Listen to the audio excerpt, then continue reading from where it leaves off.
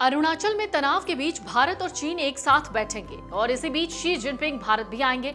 नई दिल्ली में 12 से 13 सितंबर को ब्रिक्स शिखर सम्मेलन होना है। चीन के राष्ट्रपति शी जिनपिंग के करीब 400 अधिकारियों के बड़े प्रतिनिधिमंडल के साथ भारत आने की संभावना है। हालांकि इसको लेकर कोई ऑफिशियल स्टेटमेंट सामने नहीं आया है, लेकिन जो सूत्र हैं वो कह रहे हैं कि चीनी अधिकारी होटल और सुरक्षा तैयारियों को अंतिम रूप देने में जुटे हुए हैं। हालांकि अभी एनएसए अजीत डोभाल की बीजिंग यात्रा और चीन के विदेश मंत्री वांग यी के साथ बातचीत ने सीमा विवाद को लेकर संवाद की प्रक्रिया को गति दी है। अमेरिका की व्यापार नीतियों के बीच भारत और चीन के साझा हित बढ़ने से ब्रिक्स की भूमिका भी अहम हो गई है। अब अजीत डोभाल एक तरफ बीजिंग में है, दूसरी तरफ शी जिनपिंग भारत आने वाले हैं। ये दौरा बहुत अहम है क्योंकि 2020 में गलवान घाटी में हुई झड़प के बाद चीन और भारत रिश्ते सुधारने की कोशिश कर रहे हैं। इन सब के बीच अरुणाचल वाला ये मामला, ये बैठक ऐसे वक्त पर हो रही है जब अरुणाचल प्रदेश सीमा पर चीन की गतिविधियों को लेकर चिंताएं बढ़ गई हैं। बातचीत में सीमा विवाद, द्विपक्षीय संबंधों और क्षेत्रीय घटनाक्रमों पर चर्चा होने की उम्मीद है। सीमा वार्ता के लिए भारत के विशेष प्रतिनिधि डोभाल अपने चीनी समकक्ष वांग यी के निमंत्रण पर 2 दिवसीय चीन की यात्रा पर हैं। विदेश मंत्री के अलावा उनकी चीनी उपराष्ट्रपति हान झेंग से भी मुलाकात हुई। ये बैठक अब जो ब्रिक्स शिखर सम्मेलन में जो बैठक होने वाली है, जिसमें कहा जा रहा है कि शी जिनपिंग भारत आएंगे, 12 और 13 सितंबर को होने वाली ये बैठक है। और सम्मेलन से पहले होने की जो वजह है वो बहुत अहम हो जाती है। ये जो बैठक अजीत डोभाल की हो रही है, इस सम्मेलन में चीनी राष्ट्रपति शी जिनपिंग के शामिल होने की उम्मीद है। शी दिल्ली आए तो उनकी प्रधानमंत्री नरेंद्र मोदी से मुलाकात होगी। हालिया हफ्तों में अरुणाचल प्रदेश के ऊपरी सुबनसिरी इलाके में चीन की बढ़ती सैन्य गतिविधियों और उससे जुड़ी कुछ रिपोर्ट सामने आई। ऐसे में पूर्वी सेक्टर पर फिर से ध्यान केंद्रित हुआ है। इन घटनाक्रमों ने नई दिल्ली और बीजिंग की द्विपक्षीय संबंधों को बेहतर बनाने की कोशिश में जटिलता की परत जोड़ दी है।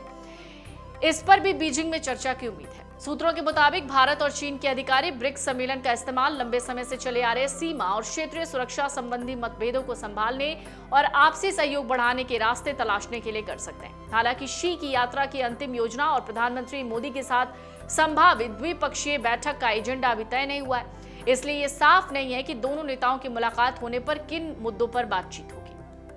भारत और चीन दुनिया के 2 सबसे ज्यादा आबादी वाले देश हैं। दोनों परमाणु शक्ति संपन्न भी हैं। दोनों देशों के बीच हिमालय में करीब 3800 किलोमीटर लंबी ऐसी सीमा है जिसका बड़ा हिस्सा अब भी पूरी तरह से सीमांकित नहीं है और जिस पर दोनों पक्षों के बीच विवाद बना हुआ है। दशकों से सीमा पर बनी शांति जून 2020 में हुई हिंसक झड़पों के बाद टूट गई थी। गलवान घाटी में हुई उस झड़प में 20 भारतीय और 4 चीनी सैनिक मारे गए थे। इसके बाद दोनों देशों की सेनाओं के बीच करीब 4 साल तक गतिरोध बना रहा।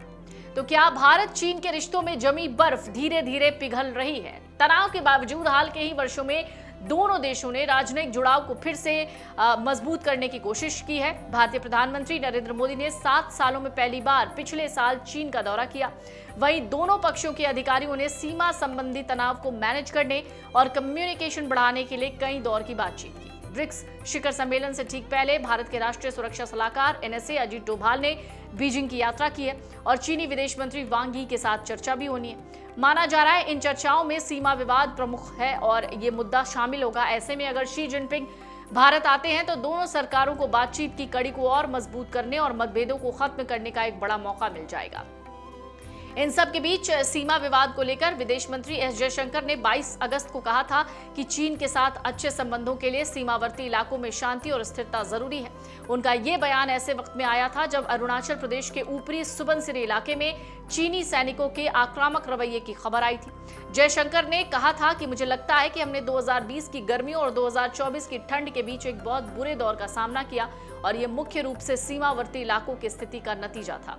सीमावर्ती इलाकों में शांति और स्थिरता अच्छे संबंधों के लिए जरूरी है और सीमा की स्थिति ही काफी हद तक संबंधों की स्थिति तय करेगी। वहीं चीन के विदेश मंत्रालय के प्रवक्ता गुओ जियाकुन ने 12 अगस्त को कहा था कि चीन भारत सीमा की स्थिति फिलहाल आमतौर पर स्थिर है, लेकिन इन सब के बीच प्रधानमंत्री नरेंद्र मोदी से मुलाकात शी जिनपिंग की हो सकती है जब वो ब्रिक्स शिखर सम्मेलन में आएंगे। इस बीच अरुणाचल पर क्या बात होती है वो भी देखना दिलचस्प होगा, लेकिन अजीत डोभाल इस वक्त बीजिंग में हैं।